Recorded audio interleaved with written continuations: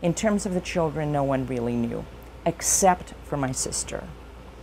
My sister's father, like I said, was Franciszek Kubik.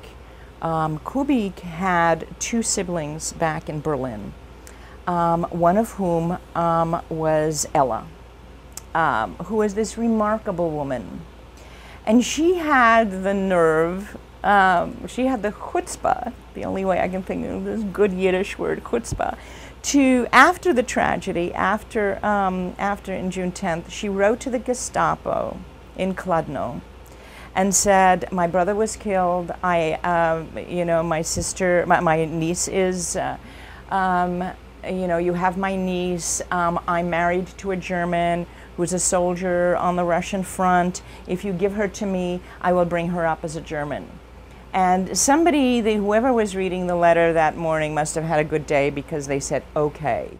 At one point, this crazy aunt of hers, who I had met and I absolutely love, she was like this short, you know, an amazing woman. I mean, just so she took my sister and Renata and with a bouquet of flowers and went to Ravensbrück, basically knocked on the gates of the camp and said, we want to see Anna Kubikova. And the person who was at the gate couldn't believe, you know, who this woman was with these two kids, and they sent her away. They said, you better get out of here. This is not a good place to be with two little kids. And so she was sent away. But she didn't go. What she did was she kind of started meandering around the perimeter of the camp, which of course had, you know, these fences and stuff, and was speaking very loudly.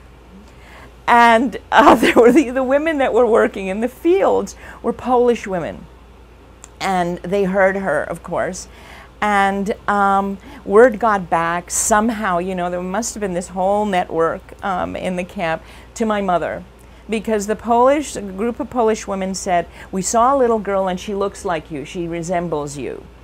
So, which of course was an amazing emotional thing for my mother, right? And so she knew that my sister was alive.